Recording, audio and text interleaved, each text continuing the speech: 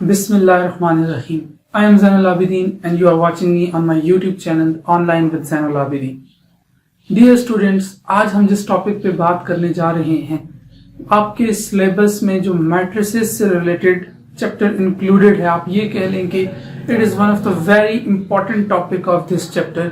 और हम इस टॉपिक को डिटेल में डिस्कस करने से पहले उन दो सब टॉपिक्स आप कह लें कि उस पर बात करेंगे जिनको समझे बिना इस मेन टॉपिक को समझना थोड़ा जो है वो मुश्किल होगा। तो बेसिकली जो आज हमारा टॉपिक है that is multiplicative inverse of a matrix, और समटाइम इसको जस्ट इनवर्स भी कहा जाता है। लेकिन इनवर्स पे जाने से पहले हमें दो चीजों को सीखना जरूरी है। The very first is determinant of a matrix and the second is adjoint of a matrix, और फिर लास्ट में हम बात करेंगे इनवर्स ऑफ अ मैट्रिक्स पे।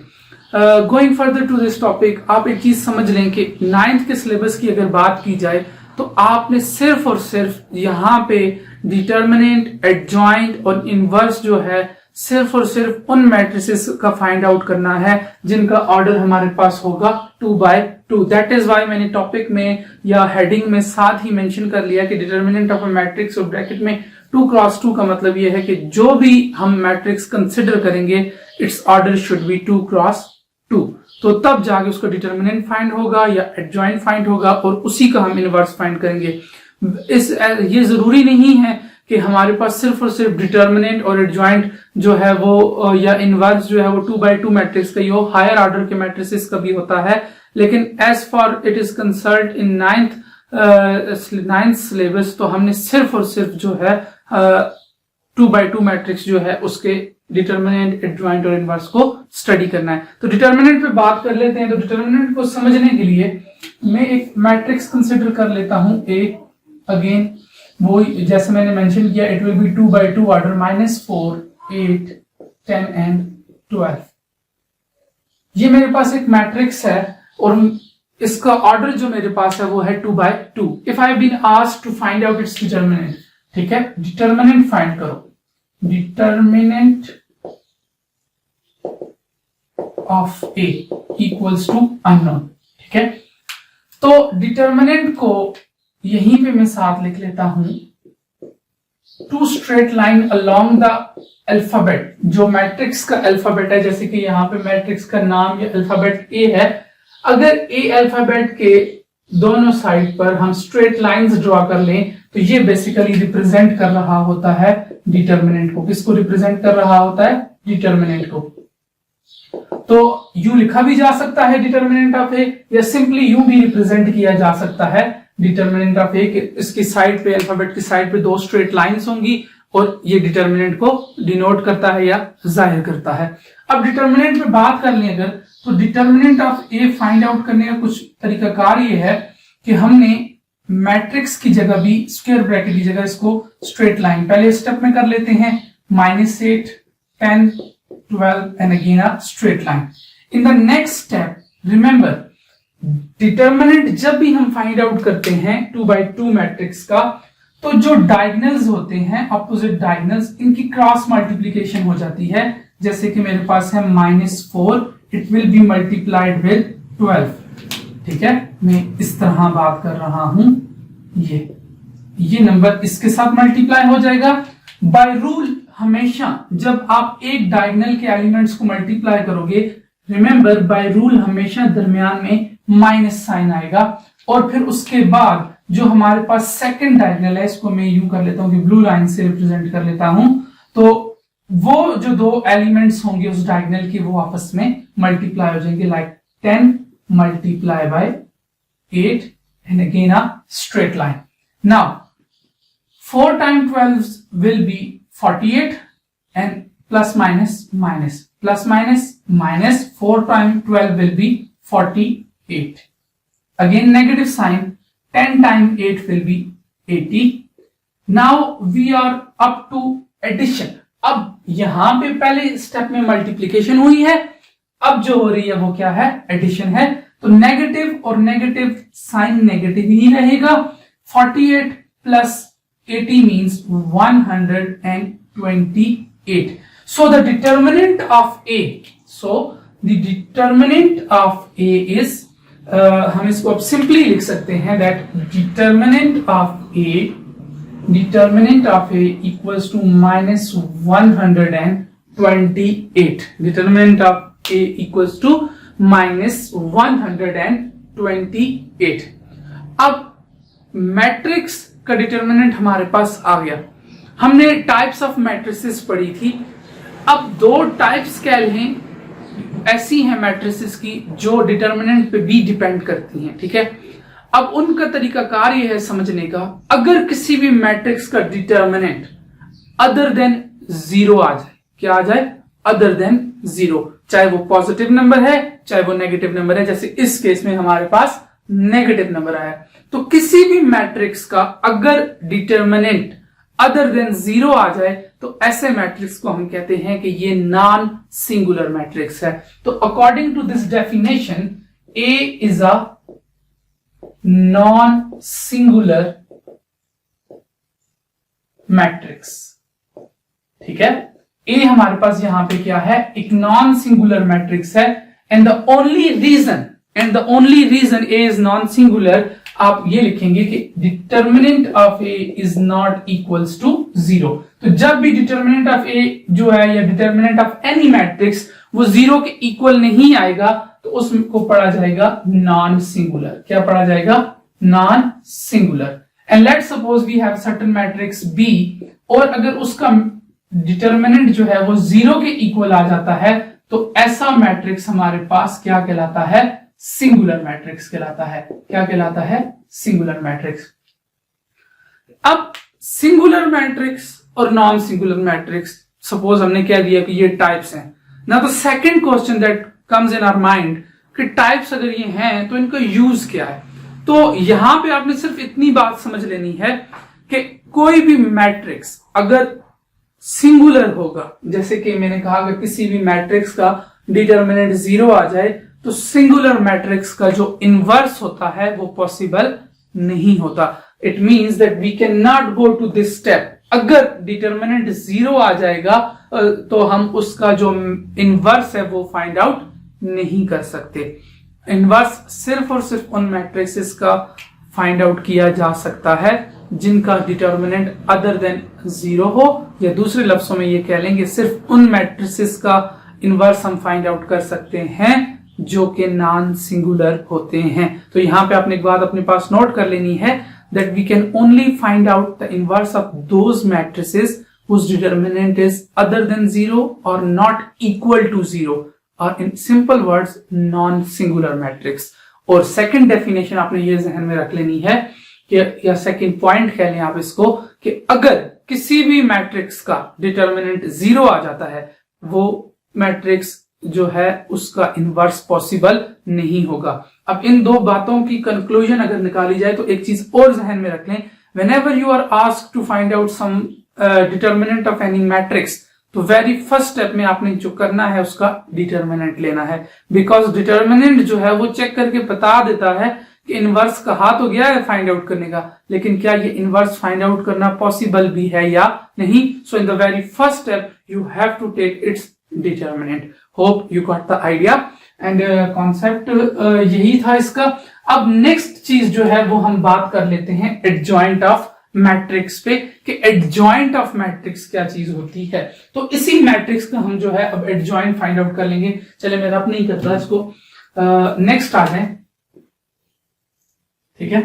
Now adjoint of A B and J short form में लिखा जाता है ऑफ ए। फाइन, मैट्रिक्स क्या था मेरे पास, the matrix was -4, 10, 8 and 12. Fine. Now if you are asked to find out its adjoint, तो adjoint में क्या होता है, adjoint of A यूं लिखा जाएगा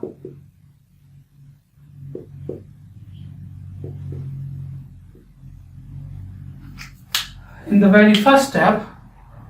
आपको समझा दूं कि ये जो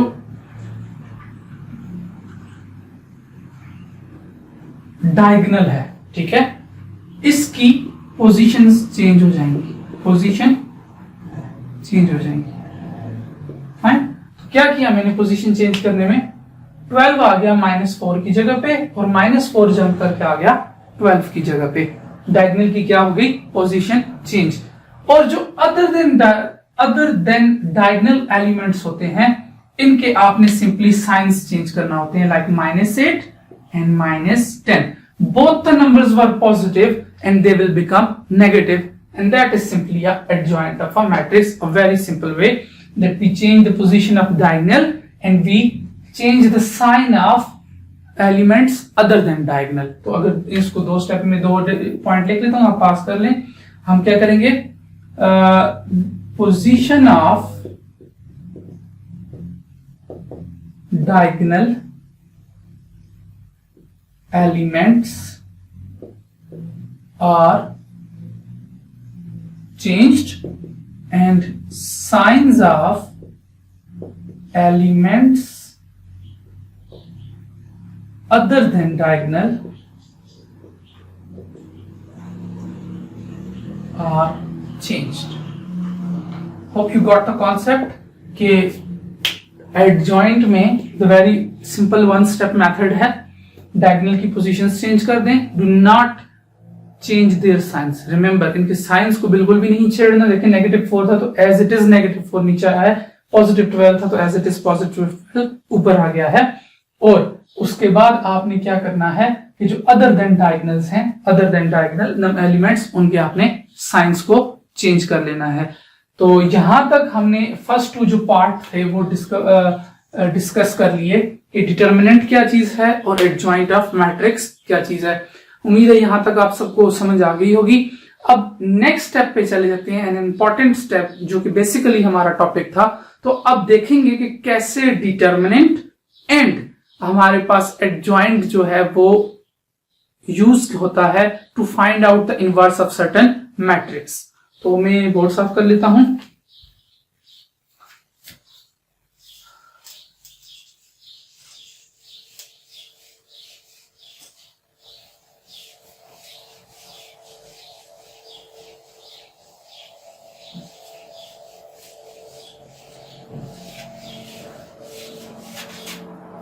ओके, नाउ मैं उसी मैट्रिक्स को रिपीट करूंगा, ठीक है। The matrix was -4, 12, 10 and 8, ठीक है। सॉल्यूशन आ जाएगा इसका, proper way of solving a question वो देख लेते हैं। हमें कहा गया क्या है, यहीं पे लिख लेते हैं, फाइंड ए इनवर्स, ठीक है। इनवर्स जो है किसी भी जो मैट्रिक्स होता है उसके इनवर्स को रिप्रेजेंट जो किया जाता है उस मैट्रिक्स के आप ये कह लें कि सुपरस्क्रिप्ट में या पावर में या एक्सपोनेंट में -1 लिख दिया जाता है। सुपरस्क्रिप्ट, पावर, एक्सपोनेंट, डिग्री, ये 4 चीजें एक ही नंबर को या एक ही पोजीशन को रिप्रेजेंट करने के लिए जो है यूज की जाती हैं। जैसे कि यहाँ पे अब जो -1 है इसको आप सुपरस्क्रिप्ट भी कह सकते हैं, पावर भी कह सकते हैं, डिग्री भी कह सकते हैं और एज वेल एज आप इसको एक्सपोनेंट भी कह सकते हैं। तो यहाँ पे फाइंड ए इनवर्स हमें कह दिया गया है। सबसे पहले हमने सोल्यूशन लिख लिया, तो जो तरीकाकार होगा क्वेश्चन को अटेम्प्ट करने का उसी से हम चलेंगे। A inverse we got to find, that is unknown. सबसे पहले आपने क्या करना है, फार्मूला लिखना है ए इनवर्स का, as A inverse equals to, हम लिख लेते हैं 1 बाय डिटर्मिनेंट ऑफ ए, ठीक है। Two straight lines are representing what, determinant. किसको रिप्रेजेंट कर रही हैं, डिटर्मिनेंट को रिप्रेजेंट कर रही हैं, ठीक है। मल्टीप्लाई बाय एडजॉइंट ऑफ ए, किसको रिप्रेजेंट कर रहा है, ए, सॉरी एडजॉइंट ऑफ ए तो इटसेल्फ क्लियर मीनिंग उसका आ जाता है। सिंपली डिटर्मिनेंट के लिए आपने याद रखना है कि अगर अल्फाबेट के अलोंग साइड, दोनों साइड्स पर जो है स्ट्रेट लाइंस हैं तो it means we are talking about determinant of that matrix. तो ये बेसिकली आप ये कह लें कि हमारे पास क्या है, इसका फार्मूला है। अब फार्मूला को देखें तो फार्मूला हमें वैल्यू दे रहा है ए इनवर्स की, और उस फार्मूला में जो 2 चीजें हमें रिक्वायर्ड है, the very first thing is determinant and the second thing is adjoint. ये वो रीजन था कि हमने डिटर्मिनेंट और एडजॉइंट को पहले डिस्कस किया, ताकि जब हम इनवर्स ऑफ मैट्रिक्स पे आ जाएं तो कॉन्सेप्ट उसी तरह हमारा क्लियर हो जाए। तो अब नेक्स्ट आ जाएं आप डिटर्मिनेंट पे। मैंने मेंशन किया था डिटर्मिनेंट को एक्सप्लेन करते हुए, whenever we are asked to find out the inverse of certain matrix, the very first thing you do is कि आपने जो भी इनवर्स जिस भी मैट्रिक्स का फाइंड करना है, सबसे पहले आपने उसका डिटर्मिनेंट लेना है, ताकि आपको ये पता चल जाए कि आया जो मैट्रिक्स दिया गया है वो सिंगुलर है या नॉन सिंगुलर है। तो अगर वो सिंगुलर होगा तो उसका मैट्रिक्स इनवर्स पॉसिबल ही नहीं होगा, और अगर वो नॉन सिंगुलर होगा तो फिर हम उसके इनवर्स को फाइंड आउट करेंगे। तो अगेन डिटर्मिनेंट ले लेते हैं सिंपल स्टेप्स में, वैसे हम आगे पीछे कर चुके हैं, लेकिन चलिए शॉर्ट सा कर लेते हैं। Determinant of A, as we know, cross multiplication होती है, -4 multiply by 12 as per rule हमेशा नेगेटिव साइन आएगा डिटर्मिनेंट के दरमियान। 10 मल्टीप्लाई बाय 8 या 8 multiply by 10 will make no difference.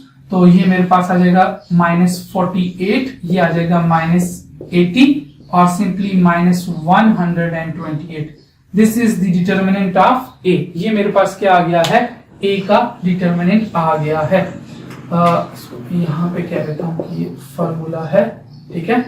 तो अब मेरी लाइन थोड़ी स्ट्रेट हो जाएगी। Now we have find out the determinant. अब आप लिखेंगे यहां पे as a determinant is not equals to 0, so the matrix is non-singular, क्योंकि 0 के इक्वल नहीं आया, and its inverse is possible. Fine. तो अब नेक्स्ट स्टेप पे आ जाते हैं।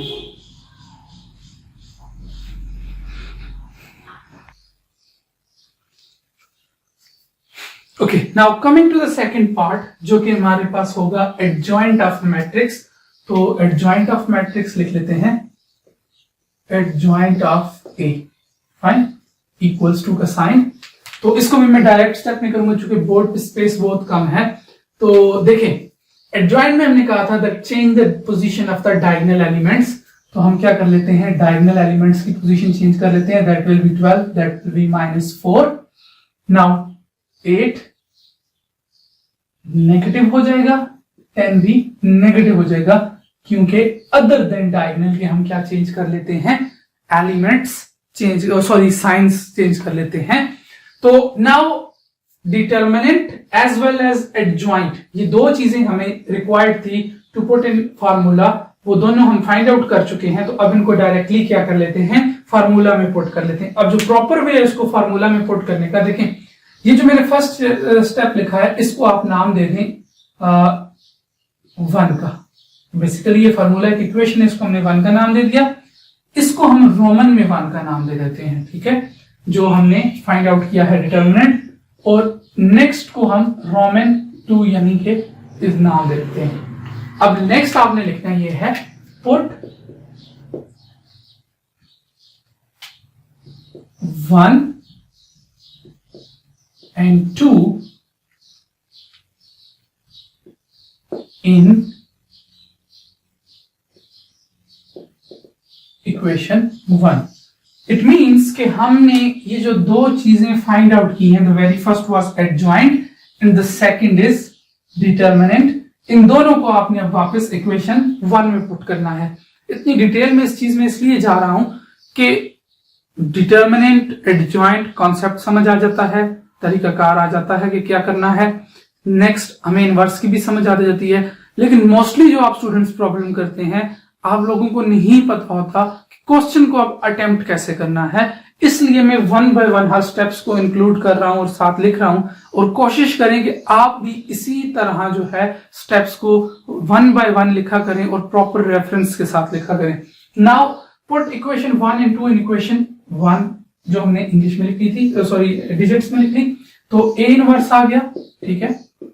अपनी आसानी के लिए क्या करते हैं कि हम इक्वेशन 1 को एक मर्तबा रिपीट कर लेते हैं, 1 by determinant into adjoint of A, ठीक है।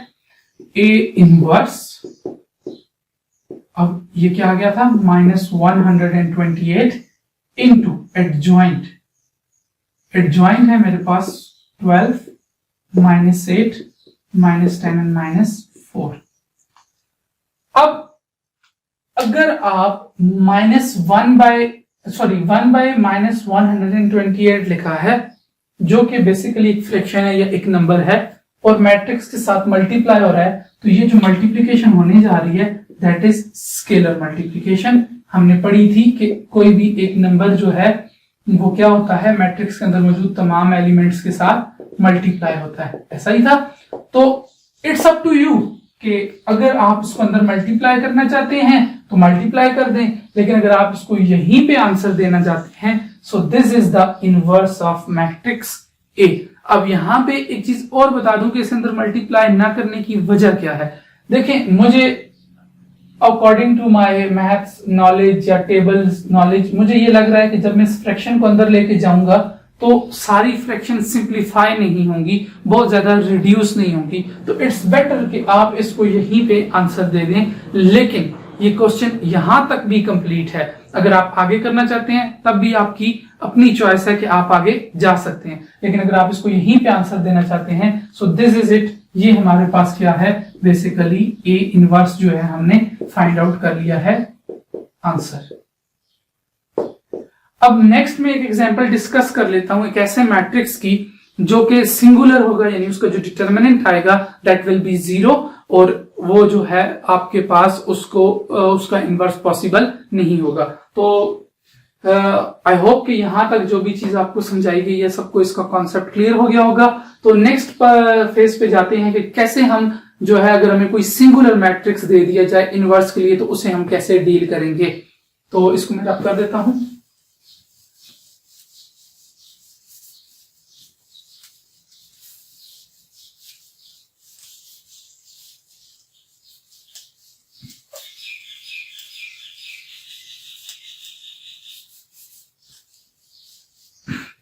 सपोज मेरे पास कोई भी एक सेकंड और क्वेश्चन है, क्वेश्चन नंबर 2 से, and I have been given a matrix B जो कि है 4 2 4 and 2। Fine, okay, I have been asked find out या फाइंड बी इनवर्स। ठीक है, अब मैंने अपने रूल्स को फॉलो करना है। सॉल्यूशन, ठीक है, एज अगर A है तो फार्मूला में A यूज करेंगे, अगर B है तो फार्मूला में भी हम B यूज करेंगे। तो B inverse equals to 1 by determinant of B into adjoint of B। ठीक है, इसको मैं नाम दे देता हूं इस दफा अगेन 1। ठीक, अब हमें पता है कि जब भी हमें किसी इनवर्स का कहा जाएगा, in the very first step we got to find out its determinant. ठीक है, तो अब मैं डिटर्मिनेंट पे आ जाता हूं।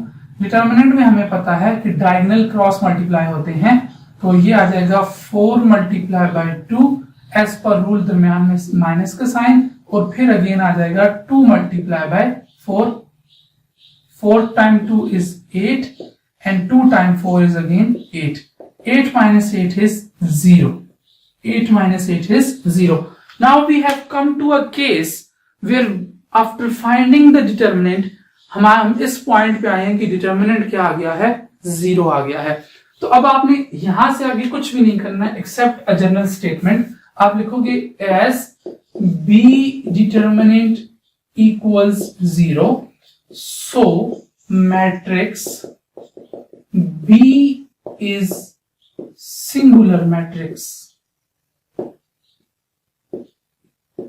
And its inverse is not possible। ठीक है, ये तो जनरल बात आ गई कि क्यों इनवर्स पॉसिबल नहीं होता। अब मैं आपको इसके लॉजिकल पॉइंट भी बता देता हूं। देखें, अकॉर्डिंग टू द फार्मूला, अगर हम फार्मूला में फोकस करें, फोकस किया जाए, तो फार्मूला है 1 by determinant of B. Determinant एक तो फ्रैक्शन में आ रहा है और सेकेंडली डिनोमिनेटर में आ रहा है। अगर इसको यहां पे हम देख लें, 1 by determinant of B, as determinant is 0, तो सिचुएशन कुछ बन रही है 1 बाय 0 की। याद रखेंगे 0 आज तक डिनोमिनेटर में अनडिफाइंड रहा है। क्या रहा है? अनडिफाइंड। दैट इज वाई कि हम कहते हैं कि अगर किसी मैट्रिक्स का डिटर्मिनेंट 0 आ जाता है, it is treated as singular, और सिंगुलर मैट्रिक्स का इनवर्स पॉसिबल नहीं होता। I hope you have all got the point and concept जो कि लेक्चर में डिस्कस किए गए हैं।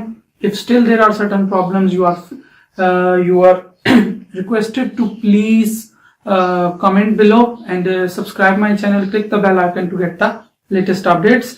अगली वीडियो के साथ इंशाल्लाह जल्द फिर मुलाकात होगी। अल्लाह हाफिज।